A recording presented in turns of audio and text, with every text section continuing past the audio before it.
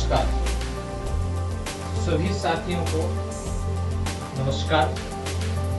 स्वागत है आपका आपके परिवार के अंदर, नेहरू परिवार में, और स्वागत करने के लिए तैयार है आपका होस्ट एंड दोस्त विजेंद्र सिंह नेहरू। साथियों, राजस्थान की नदियां पढ़ रहे हैं अपन। राजस्थान की नदियों में अपन लोग 3 भाग कर चुके हैं। पहले भाग में अपन ने माही नदी तंत्र की चर्चा की, दूसरे भाग में अपन ने साबरमती, पश्चिम बनास, लूनी नदी तंत्र की चर्चा की, और तीसरे भाग के अंदर अपन ने चंबल नदी तंत्र की चर्चा की। साथियों, चंबल नदी तंत्र में मैंने कल आपको 2 प्रश्न दिए कि चंबल जो प्रोजेक्ट है उस प्रोजेक्ट में कौन सा बांध कब बना और पार्वती की सहायक नदियां कौन कौन सी। सही जवाब आप लोगों ने दिए। नामों की घोषणा कल की जाएगी। आज वाला चैलेंज प्रश्न और कल वाला दोनों की कल एक साथ, तो चिंता ना करें। ओके, चलें आगे। चलें तो साथियों, आज अपन लोग पढ़ने वाले हैं राजस्थान की नदियों के अंदर बनास नदी के तंत्र। कल अपन ने चंबल नदी की बात की, हालांकि बनास चंबल की ही सहायक है। कल अपन ने उसको कवर इसलिए नहीं किया क्योंकि चंबल बनास की बहुत सारी सहायक नदियां हैं, इसलिए थोड़ा सा वो मिक्स हो जाता, इसलिए अपन अलग से आज अपन बनास नदी तंत्र की चर्चा करेंगे। ध्यान देंगे पहले साथ, यहां मैं लिख दूं, आज अपन जिस मुद्दे पे चर्चा करने वाले हैं, जिस नदी की चर्चा करने वाले हैं, वो है बनास नदी तंत्र। साथियों, याद रखना है अपने को क्या कि ये खमनोर की पहाड़ियां, कौन सी पहाड़ियां? खमनोर की पहाड़ी। और खमनोर की पहाड़ी है कहां पे साथियों?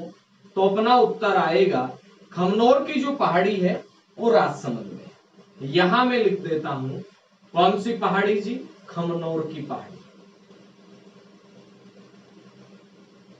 खमनोर की पहाड़ी कौन से जिले में है? तो प्यारे साथियों, आपका उत्तर आएगा राजसमंद। और इस खमनोर की पहाड़ी राजसमंद से प्यारे मित्रों एक नदी निकलती है, और इस नदी का नाम है बनास। राजसमंद से नदी निकली है, और राजसमंद से निकलने के बाद में नदी कहां आ रही है? तो अपना उत्तर बनेगा, राजसमंद के बाद में नदी चित्तौड़गढ़ में आ रही है। और चित्तौड़गढ़ में बहते हुए साथियों ये नदी अब किधर जा रही है? अब ये नदी भीलवाड़ा की तरफ जा रही है। नदी निकली कहां से? राजसमंद खमनोर से निकली। अब नदी जा किधर रही है? राजसमंद, चित्तौड़गढ़, भीलवाड़ा। चलो कोई बात नहीं, खमनोर राजसमंद से नदी निकलती है, और नदी को अपन ने क्या कहा? बनास। नदी किधर किधर से गई?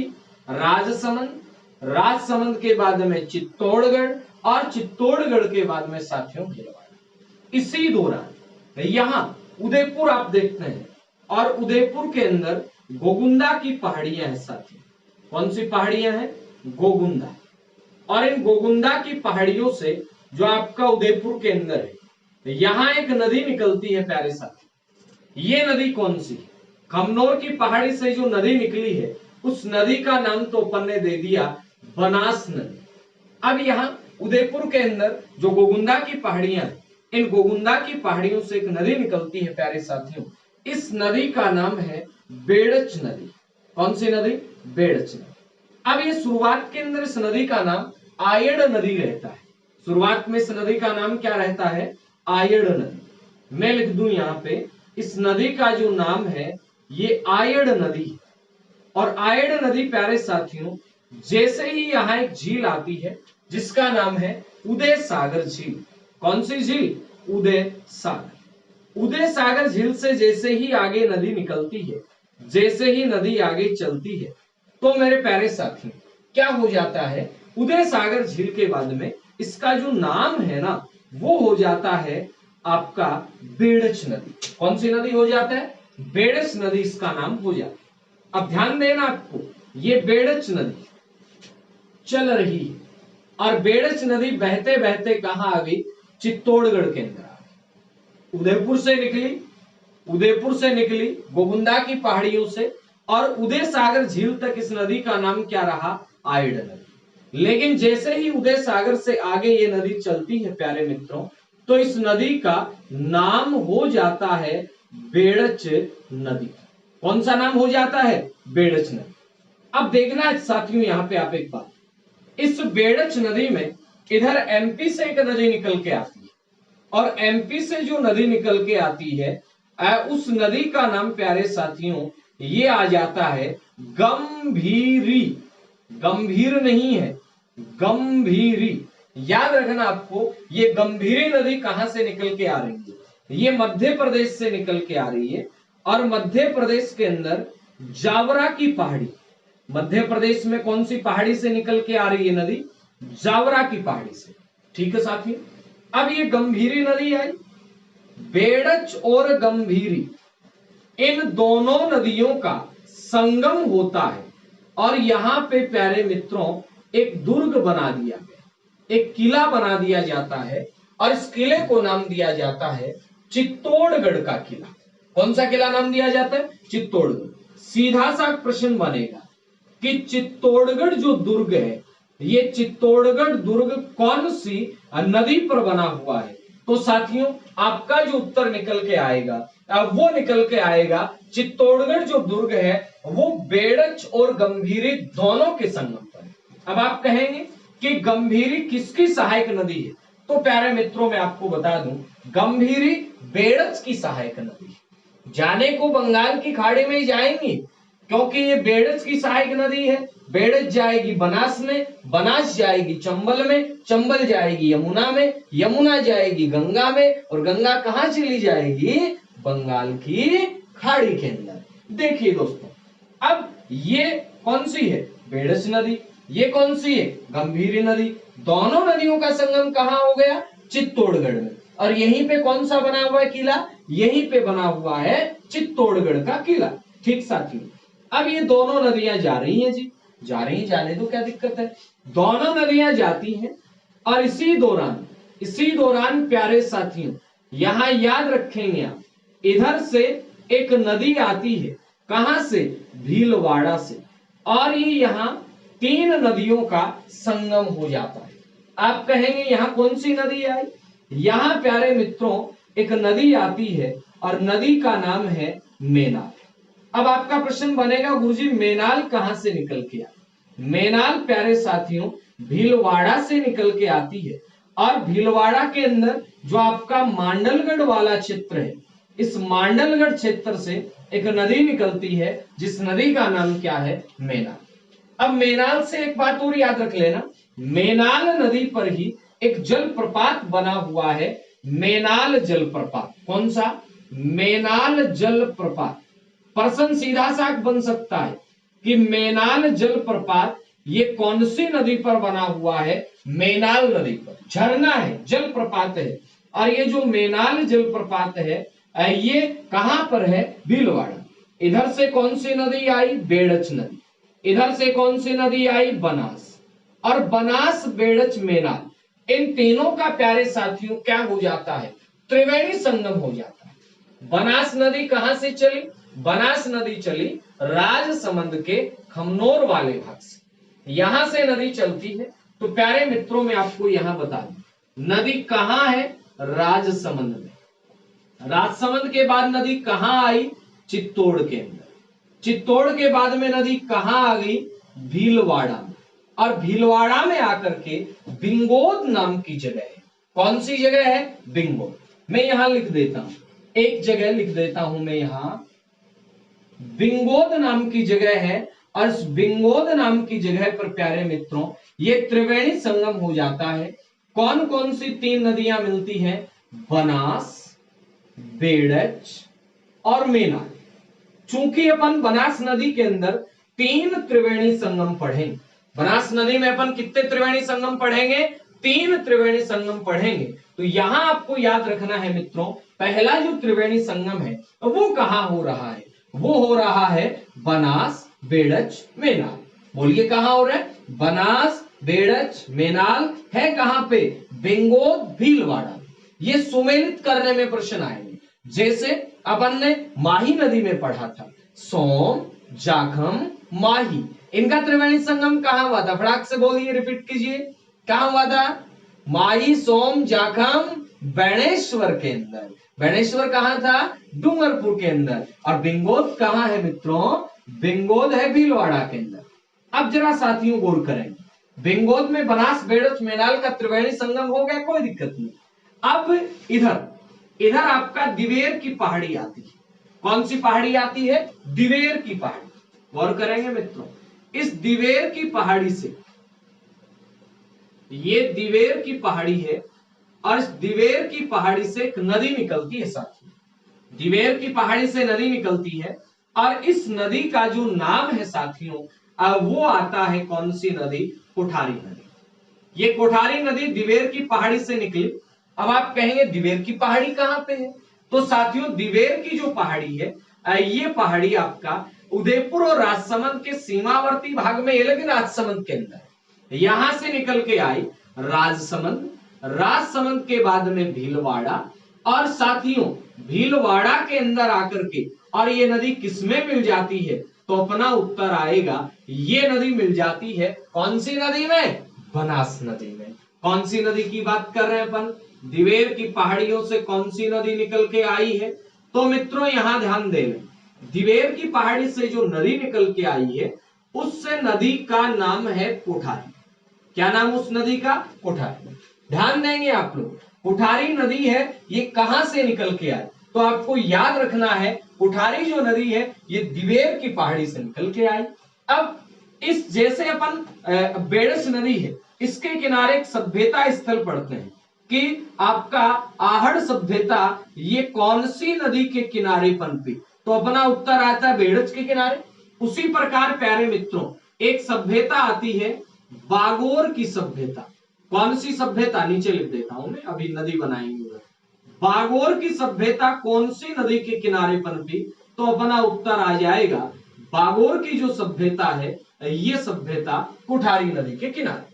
कहां पे है बागोर? भीलवाड़ा के अंदर। और इसी कोठारी नदी पर प्यारे मित्रों एक बांध बना दिया जाता है। कल के चैलेंज क्वेश्चन में ये भी एक चैलेंज क्वेश्चन था, कल के चैलेंज क्वेश्चन में ये भी एक चैलेंज क्वेश्चन था कि मेजा बांध कहां पे बना हुआ है?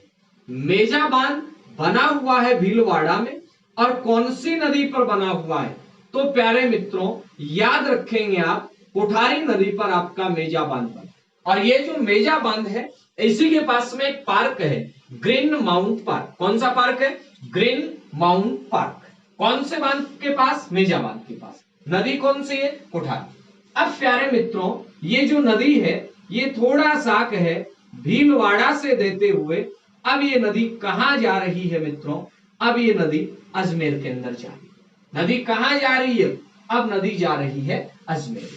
पहले राजसमंद, फिर चित्तौड़, फिर भीलवाड़ा। अब प्यारे मित्रों नदी कहां जा रही है? मैं लिख देता हूं, दिखाई नहीं दे रहा होगा, समझ जाए। अजमेर के अंदर जा रही।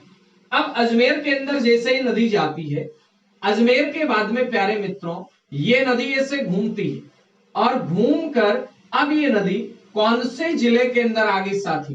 तो याद रखेंगे अजमेर के बाद में ये नदी प्यारे मित्रों टोंक जिले में आ जाती है। कहां आ जाती है? टोंक। अब जरा गौर करना, ये बनास नदी है, इधर से एक नदी जाएगी जिस नदी का नाम है खारी नदी। कौन सी नदी? खारी नदी। प्यारे मित्रों मैं आपको पहले भी बता चुका हूं कि खारी जो नदी है वो नदी कोई एक नदी नहीं है, खारी नदियां 3 है। अब बोलो गुरुजी प्रश्न कैसे आएगा? प्रश्न यहां से आएगा मित्रों, खारी नदी का उद्गम देगा आपको क्या दिया जाएगा? उद्गम दिया जाएगा। अब ये भी खारी नदी है, जी हां ये भी खारी नदी। फिर आपका प्रश्न बनेगा गुरुजी इस खारी नदी का उद्गम कहां से हुआ? तो सुनिए मेरे साथी, ये जो खारी नदी है ये निकलती है बिजराल की पहाड़ियों से। कौन सी पहाड़ियों से निकलती है? खारी नदी है ये बिजराल की पहाड़ी से निकलती है। अब बिजराल की पहाड़ी कहां पे?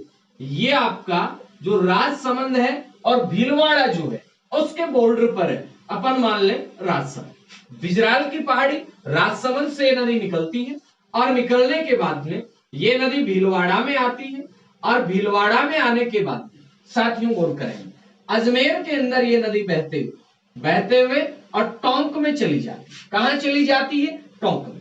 ये नदी कौन सी? खारी। इधर से प्यारे साथियों एक नदी आती है डाई नदी। कौन सी नदी? डाई नदी। अब आप कहेंगे डाई नदी कहां से निकली जी? सुनिए, डाई नदी है ये भिनाय नाम के क्षेत्र से निकलती है। कहां से निकलती है? भिनाय। और भिनाय है कहां पे? भिनाय अजमेर के अंदर है। गौर करेंगे जरा, क्या यहाँ पे त्रिवेणी संगम नहीं हो रहा क्या? जी गुरुजी हो रहा है।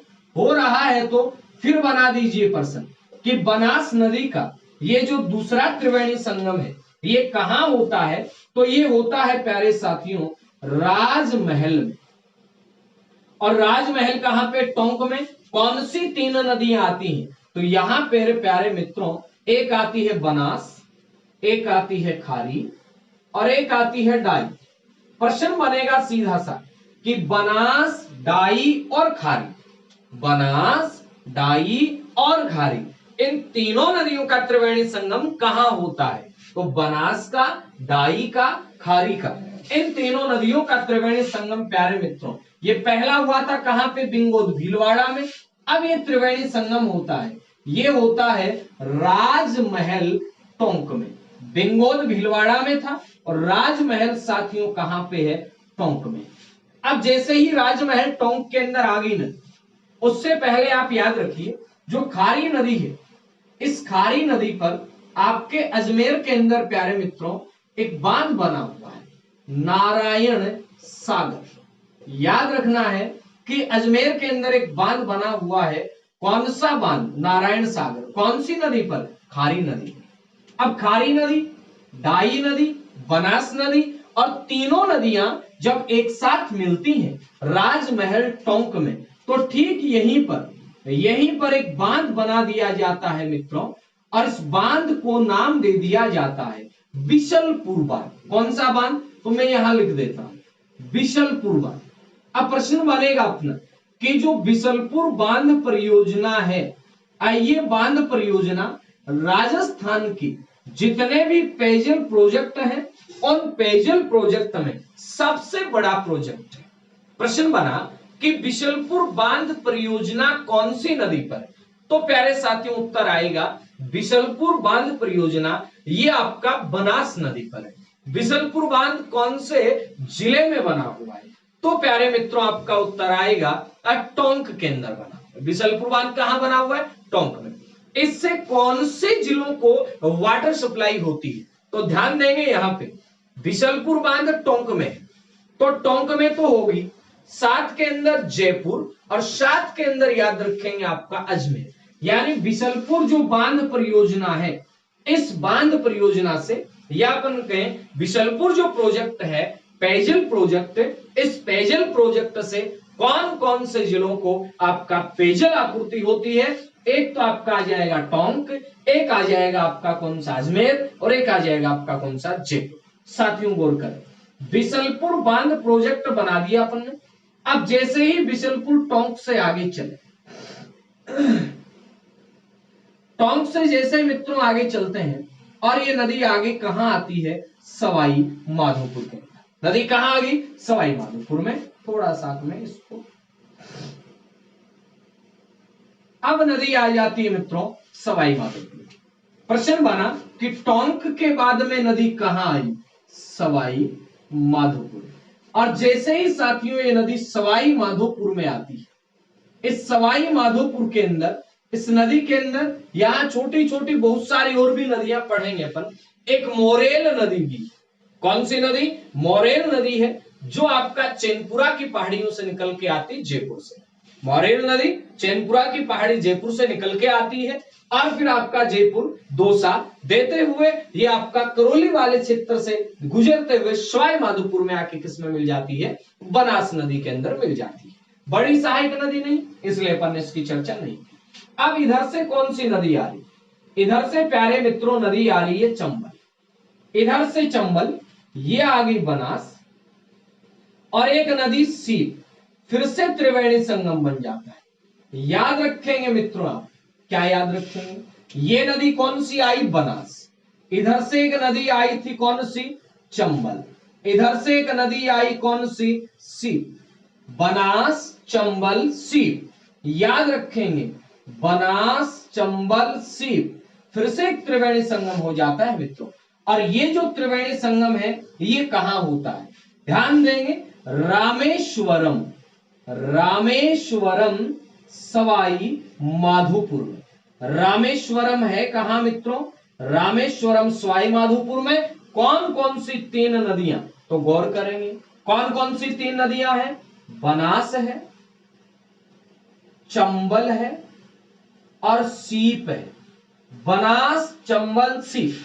याद रखना आपको कि बनास, चंबल, सीप है, इन तीनों नदियों का जो त्रिवेणी संगम है ये कहां होता है? तो याद रखेंगे, बनास, चंबल, सीप का जो त्रिवेणी संगम है वो कहां होता है? तो अपना उत्तर आएगा बनास, चंबल, सीप का त्रिवेणी संगम ये होता है प्यारे मित्रों रामेश्वरम सवाई माधोपुर में। और ये वही रामेश्वरम है जिसे कहा जाता है मीणाओं का प्रयागराज। रामेश्वरम को क्या कहा जाता है? मीणाओं का प्रयागराज। तो ये आगे कौन सी नदी? बनास नदी। अब प्यारे साथियों गौर करें, प्रश्न बना कि बनास नदी का उद्गम कहां से हुआ? तो अपन ने देखा बनास नदी, दिखाई तो दे रहा है ना आपको? 1 मिनट के लिए देखता हूं मैं। हाँ बिल्कुल दिखाई दे रहा है, दिख रहा है ना? ध्यान देंगे बेटा यहां मेरी बात पे। हाँ, इधर से अपन ने कहा बनास नदी का उद्गम कहां से होता है जी? खमनोर से होता है। खमनोर कहां पे? राजसमंद में। राजसमंद से नदी कहां चली? चित्तौड़ में। कोई ट्रिक नहीं, वैसे याद हो जाएगा। राजसमंद से नदी कहां चली? चित्तौड़ में। चित्तौड़ से नदी कहां आई? भीलवाड़ा में। भीलवाड़ा के बाद नदी कहां आई? अजमेर में। अजमेर के बाद नदी कहां? टोंक में। टोंक के बाद नदी कहां? आपका सवाई माधोपुर में। कितने जिलों में बह गई नदी? 6 में। 6 जिलों में बहने वाली कितनी नदियां पढ़ी है अपन ने? चंबल भी 6 जिलों में, लूनी भी 6 जिलों में और बनास भी 6 जिलों में। चंबल भी 6 में, लूनी भी 6 में, बनास भी 6 में। चंबल, लूनी, बनास, चंबल, लूनी, बनास। अब प्यारे मित्रों ये जो बनास नदी है, इस बनास नदी से अपन प्रश्न बना कि ये बनास जो नदी है, इस बनास को ही क्या कहते हैं? इसे ही कहते हैं वर्णासा, इसे ही कहते हैं वशिष्ठी, इसे ही कहते हैं वन की आशा। सीधा सीधा प्रश्न बनेगा कि वन की आशा या वर्णासा के नाम से कौन सी नदी को जाना जाता है? बनास को। ठीक बात। क्या ये नदी एमपी में जाती है? नहीं जाती। तो प्रश्न बनेगा यहां पूर्ण रूप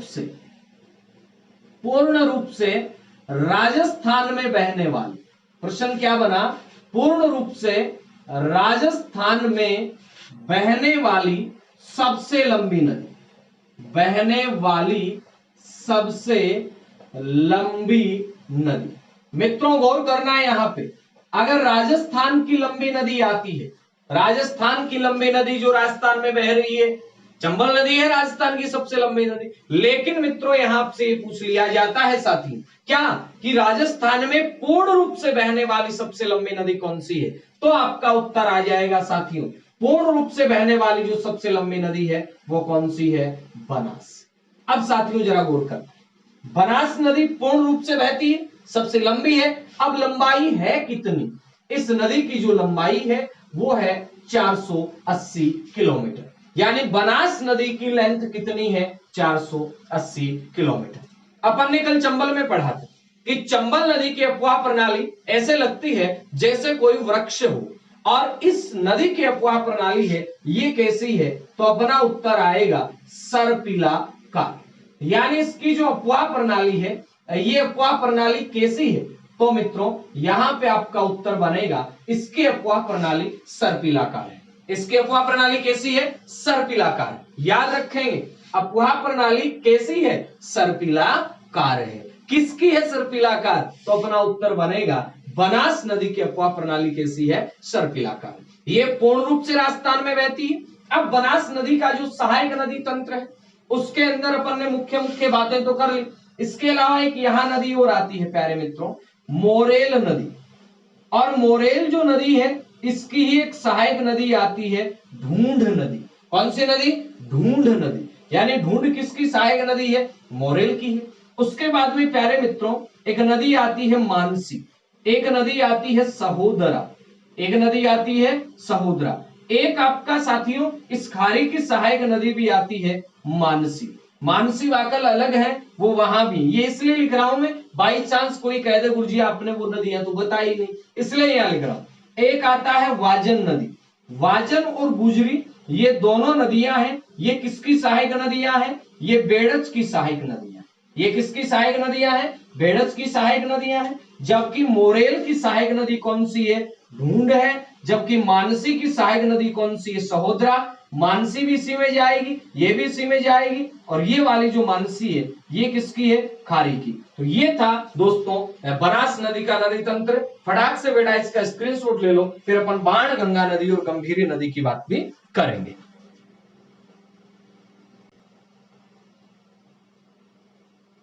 ले लिया क्या? ले लिया गुरुजी, ले लिया तो बहुत बढ़िया। मिटा दो जी, तो नहीं करा मिटान को, सोनो सो चित्र बना फिर भी मिटा दी। अब साहब ये नदी के बाद में अपन तो ये करना है, मिटाना है, वापस बनाना है, वापस मिटाना है। सारे मस्तिष्क का मायने है वो बन जानो से मेरो कोई प्रयास है, और उम्मीद करूं बढ़ रही है। तो बनास नदी पर कुल कितने त्रिवेणी संगम है? बनास नदी पर मित्रों 3 त्रिवेणी संगम है। कौन कौन से हैं? पहला त्रिवेणी संगम कौन सा था? पहला त्रिवेणी संगम बनास बेड़च में नालका भिंगोर भीलवाड़ा में। दूसरा त्रिवेणी संगम कहां था? दूसरा त्रिवेणी संगम आता है बनास का, डाई का, खारी का राजमहल टोंक में, और तीसरा बनास चंबल सीप का रामेश्वरम सवाई माधोपुर के अंदर। अब देखिए मित्रों, अपन बात करते हैं एक नदी की, और इस नदी का नाम है बाण गंगा। क्या नाम है? बाण गंगा। माना जाता है, किंवदंतियां हैं इसमें, कि ये जो बेराट क्षेत्र है, इस बेराट क्षेत्र में पांडव रहे थे, अज्ञातवास का समय गुजारा था पांडवों ने। उस समय अर्जुन भी यहां पे थे। तो अर्जुन ने, माना जाता है, ऐसा पता नहीं है कि नहीं, कि अर्जुन ने एक तीर मारा, और अर्जुन के उस तीर से एक यहां नदी निकल पड़ी, और उसी नदी को कहा जाता है अर्जुन की गंगा। ये अर्जुन की गंगा भी है, ये बाण गंगा भी है। चूंकि अर्जुन का संबंध महाभारत काल से है, प्रश्न बन जाए महाभारत कालीन नदी कौन सी है राजस्थान की, तो अपना उत्तर बनेगा राजस्थान की जो महाभारत कालीन नदी है वो बाण गंगा। और इसी नदी को साथियों कहा जाता है रुंडित नदी। रुंडित नदी का मतलब यहां होगा कटी फटी नदी, जिसका कर्म भंग हो गया, जिसका कर्म भंग हो गया। रुंडित का मतलब जैसे जिसका शीश नहीं वो भी रुंडित ही होता है। कर्म भंग कैसे हो गया? पहले साथियों ये नदी जाया करती थी कहां पे? आपका यमुना के अंदर, लेकिन अब ये नदी 2013 से इसे एक आंतरिक अफवाह की नदी घोषित कर दिया है। चूंकि अपन लोग अभी तक इसको कहां पढ़ रहे हैं? बंगाल की खाड़ी के नदी तंत्र में पढ़ रहे हैं। ये विकल्प पे निर्भर करेगा। जैसे मान लो आपके पास 4 विकल्प आ जाए, घग्गर, बाण गंगा, बनास और माही, इनमें से आपको छांटना पड़े कि आंतरिक अफवाह की नदी कौन सी? घग्गर है। लेकिन मान लेते हैं घग्गर की जगह यहां पे दे दिया बेड़च, फिर कहे कि आंतरिक अफवाह की नदी कौन सी, तो यहां पॉसिबिलिटी किसकी बन गई प्यारे मित्रों? बाण गंगा की बन गई। ठीक है, तो अब जरा गौर करें, बाण गंगा नदी है, इससे नदी का उद्गम जो है ये कहां से हुआ? तो प्यारे मित्रों इस नदी का जो उद्गम है ये होता है बेराट की पहाड़ी से। कहां से होता है? बेराट की पहाड़ी। आप कहेंगे बेराट की पहाड़ी कहां है गुरुजी? तो बेराट की पहाड़ी प्यारे मित्रों जयपुर के अंदर। अब बेराट की पहाड़ी से नदी निकली, और ये नदी निकलते निकलते इधर आपका दौसा देते हुए, भरतपुर देते हुए यूपी में चली जाती है, और यूपी के अंदर ये नदी किसमें? यमुना के अंदर, जैसा कि पुरानी डिटेल है। क्योंकि अभी मैंने कहा 2013 से तो इसे आंतरिक प्रवाह की नदी घोषित कर दिया। अब ये बेराट की पहाड़ी कहां से निकलती है? जयपुर से। चलो ठीक है, जयपुर से निकली। जयपुर में क्या विशेष है? तो साथियों जरा गौर करें, एक जमुआ रामगढ़ बांध है। सीधा सा प्रश्न बनेगा, जमुआ रामगढ़ बांध कहां बना हुआ? तो साथियों जमुआ रामगढ़ जो बांध है ये जयपुर में बना। कौन सी नदी पर? बाण गंगा नदी। इसके बाद में ये नदी गई आगे दौसा, और एक बांध बना दिया दौसा। इस बांध का नाम है माधो सागर बांध। सीधा सा प्रश्न बना कि माधो सागर बांध है ये कहां पर है, तो प्यारे मित्रों आपका उत्तर मिलेगा माधो सागर जो बांध है वो दौसा के अंदर। ठीक है, इसके बाद जैसे ही आगे चले, आगे बढ़े बढ़ते गए, जैसे ही आगे बढ़ते हैं मित्रों, भरतपुर के अंदर इस नदी पर एक बांध बना हुआ है, और भरतपुर में इस नदी पे जो बांध है ये कौन सा बांध है, अजान बांध। कौन सा बांध है, अजान बांध। याद रखेंगे अजान बांध कहां पे है, भरतपुर के अंदर। और भरतपुर का जो आपका केवलादेव घना पक्षी अभ्यारण्य है, उस अभ्यारण्य को जो जलापूर्ति है वो इसी बांध से होती है। इसके बाद मित्रों ये नदी कहां चलेगी, यूपी के अंदर चलेगी, और यूपी के अंदर फतेहाबाद नाम के स्थान पर, जो आगरा के अंदर फतेहाबाद, इस फतेहाबाद नाम के स्थान पर ये नदी किसमें मिल जाती है साथियों, यमुना नदी में मिल जाती है। कौन सी नदी में मिल जाती है, यमुना नदी में। कौन सी, बाण गंगा। बाण गंगा की सहायक नदी, आपको कमेंट करना है, क्या करना है, आपको कमेंट करना है कि बाण गंगा जो नदी है उसकी सहायक नदियां कौन सी। और इसी बाण गंगा की बात मैं आपको बता रहा था कि 2013 से इसे कैसी नदी घोषित कर दिया, आंतरिक प्रवाह की नदी घोषित कर दिया। क्यों कर दिया, क्योंकि इसका पानी आगे पहुंचता ही नहीं, भरतपुर में मैदानी क्षेत्र में जाके विलीन हो जाती है, इसलिए इसे रुंडित नदी भी कहते हैं, विखंडित नदी, विच्छेदित नदी, क्रम भंग नदी, यानी इसका क्रम भंग हो गया, पहले जैसे बहती थी वैसे अब नहीं बहती। अब मित्रों एक नदी और है, इसकी भी अपन लोग चर्चा करेंगे, गंभीर, गंभीरी नहीं गंभीर।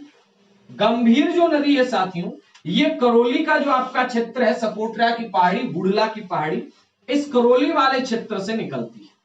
करौली के बाद में मित्रों ये करौली और सवाई माधोपुर वाले क्षेत्र में बहती है। वैसे शुरुआत में करौली के बाद ये नदी जाती है भरतपुर में। ठीक बात है गुरु जी। भरतपुर के बाद प्यारे मित्रों ये नदी जाती है यूपी, यूपी के बाद वापस से नदी आती है धौलपुर में, धौलपुर के बाद वापस से नदी जाती है यूपी में, और फिर नदी किसमें मिल जाती है, यमुना। कौन सी नदी की बात कर रहे हैं, गंभीर नदी। और इसी गंभीर जो नदी है, गंभीर नदी है, इसकी 5 सहायक नदियां, आपको इनके नाम भी कमेंट बॉक्स में कमेंट करना है। इसकी जो 5 सहायक नदियां हैं, ये नदियां कौन सी हैं, और इन सहायक नदियों को एक जगह करके और एक पांचना बांध बनाया गया। कौन सा बांध बनाया गया, पांचना बांध, मिट्टी निर्मित बांध है। ये बांध कैसा है, मिट्टी निर्मित बांध है। और ये जो मिट्टी निर्मित बांध है, इसी मिट्टी निर्मित बांध को कौन से देश के सहयोग से, यानी देश का सहयोग लिया गया था। अब ये किस देश का सहयोग लिया गया था, आपको कमेंट बॉक्स में कमेंट करना है। क्लास कैसी लगी, अगर आप लोगों को ये क्लास अच्छी लगी है तो इस ज्ञान की गंगा को आपके अपने नेवरी सर के साथ चलाए रखने के लिए आगे पहुंचाइए, सभी स्टूडेंट्स तक ये उपयोगी जानकारी पहुंचे। अच्छी लगी क्लास तो आप देख रही हैं, लाइक का बटन दबाएं, कमेंट बॉक्स में कमेंट करें आप कैसा फील कर रहे हैं हमारे साथ, और इस क्लास को अधिक से अधिक लोगों तक आप लोग शेयर करें। धन्यवाद, मिलते हैं नई क्लास के अंदर नए जोश के साथ, नए नॉलेज के साथ। जय हिंद, जय भारत।